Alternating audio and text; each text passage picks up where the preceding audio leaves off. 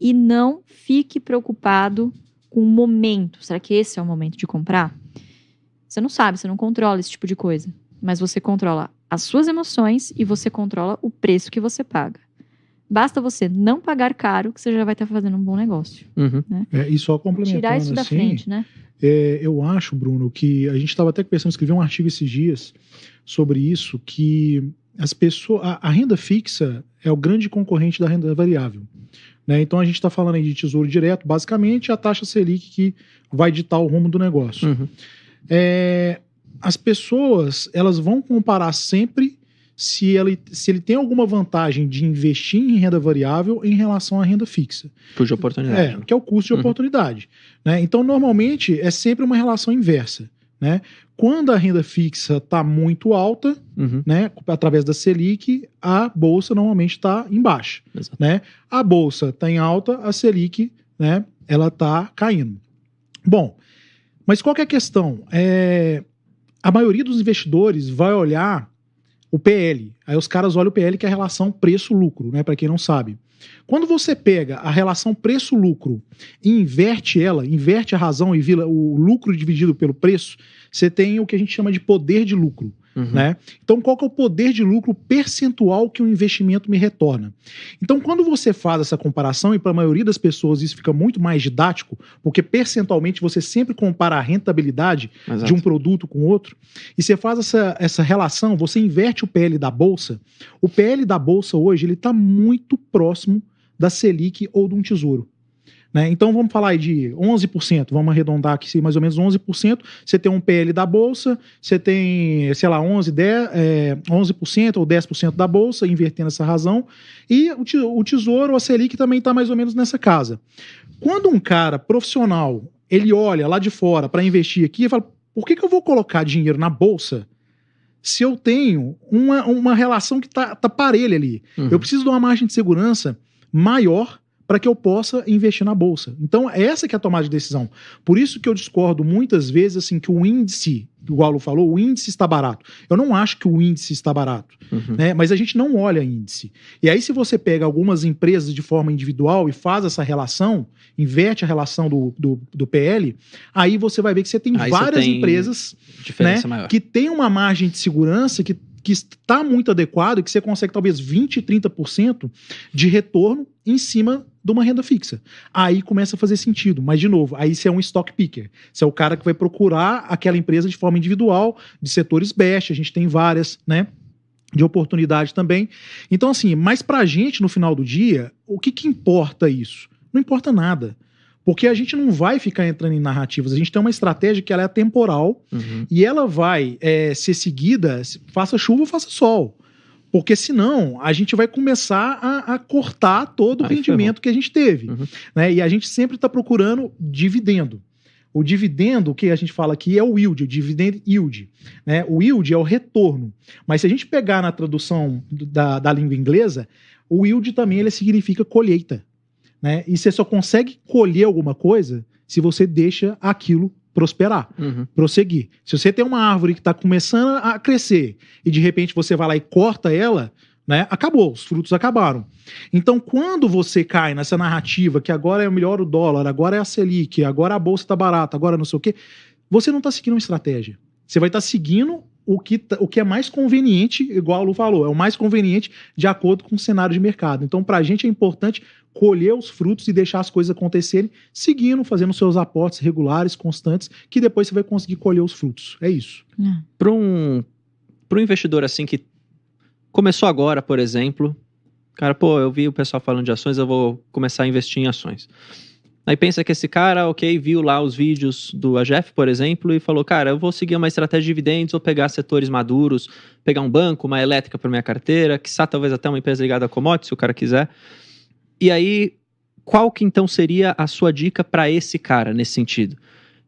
O que ele tem que prestar atenção seria em acompanhar as empresas que ele tem, portanto, seus resultados que ela vai divulgando, e estabelecer um preço limite para ele pagar, e aí, independente do cenário, ele vai comprando desde que a cotação esteja abaixo daquele preço, ou ele precisa ainda fazer alguma outra coisa?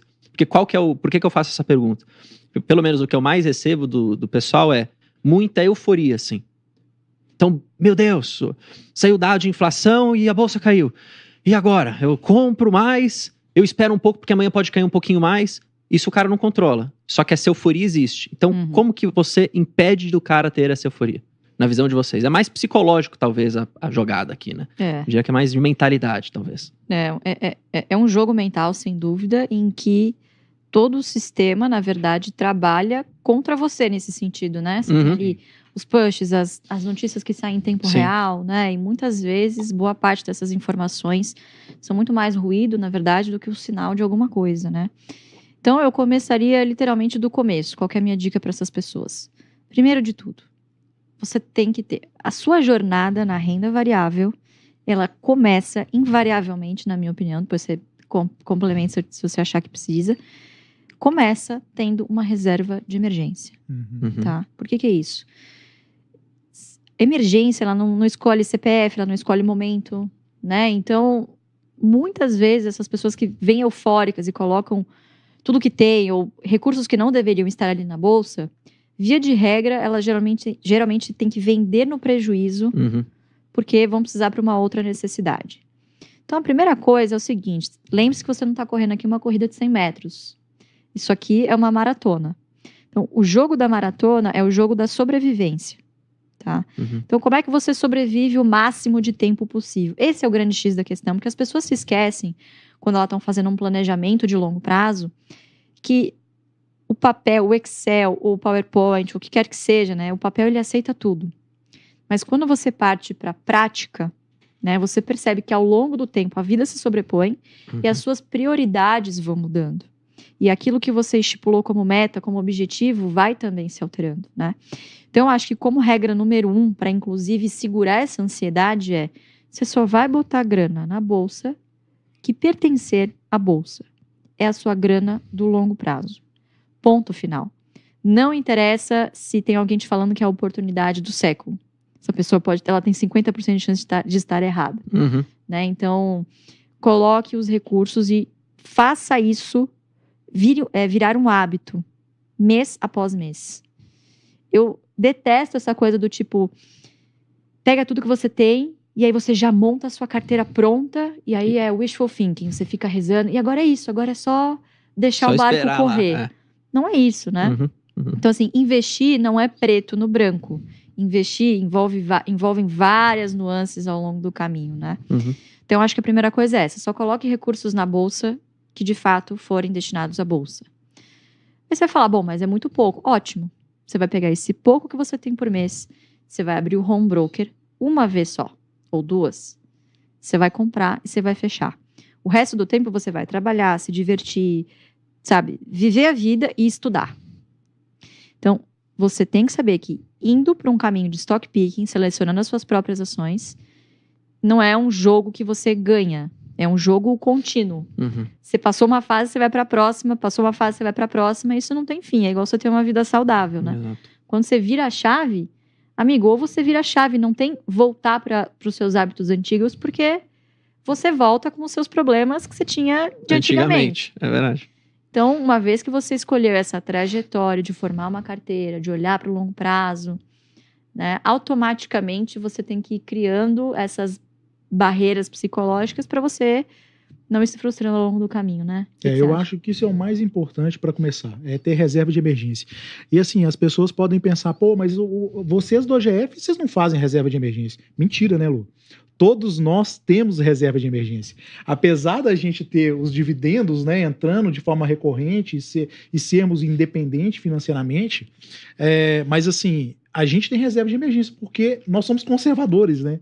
A gente tem uma estratégia, apesar de estar em renda variável, extremamente conservadora, porque assim, se tudo der errado, se talvez aquele fluxo não entrasse, se todas as empresas pararem de pagar, a gente tem uma reserva de emergência. Isso é fundamental para qualquer pessoa que está investindo em renda variável. E isso que vai te dar tranquilidade. Tem até um caso de um cara que era amigo meu, médico, antes da pandemia, que ele tinha um monte de ação, não tinha reserva de emergência, e eu falei, cara, para tudo, vende o que você tem que dar um passo atrás, porque isso pode te prejudicar, e você vai vender no momento que vai ser o pior possível quando acontecer uma crise, né? Ele, não, mas eu sou médico, eu tenho dinheiro, eu tenho renda garantida e tal. Mas eu insisti com ele acabou vendendo e constituiu a reserva de emergência. Passou um pouco, veio a Covid, ele simplesmente ele parou de atender, porque ele era clínico, né? E, cara, ele falou, graças a Deus... Ele parou de entrar, né? Graças a Deus que eu tive minha reserva de emergência, porque eu fiquei 6 meses parado, sem conseguir atender ninguém, e eu teria que vender minhas ações no pior nível possível, né? Então eu acho que isso é fundamental. Antes disso, se a pessoa está investindo, eu acho que ela tem que parar. A gente já falou com o pessoal no AGF várias vezes, algumas pessoas, eu estou investindo, não tem reserva de emergência. Eu falei assim, então para tudo. Uhum. Você não tá no momento de investir, não é para você ainda. Você tem que dar um passo antes de começar a investir. Uhum. Né? Mas uma vez que a pessoa construiu essa reserva, e na minha opinião é de no mínimo 3 meses, depende de cada um, né? Aí é realmente o que a Lu falou, é comportamento. Né? Eu acho que quanto mais longe a pessoa ficar do mercado, do dia a dia, melhor vai ser. Porque isso não é o business dela, não é o negócio, não é a profissão. A bolsa, ela não precisa necessariamente acompanhar todo dia, né? Não precisa. A bolsa ela é um instrumento para que ela possa melhorar de vida lá na frente e nunca vai acabar. Uhum. É igual a Lu falou, você não está competindo com ninguém. O seu único rival ali é você mesmo. Né? E quanto mais você olhar no começo, mais ansioso você vai ficar. Eu sei que é difícil pra caramba. Principalmente para quem está começando. Mas quando a pessoa me manda mensagem, fala que está olhando o tempo todo, você entende que é muito um cara que é iniciante. Porque quando a gente tem uma bagagem, uma estrada de mercado,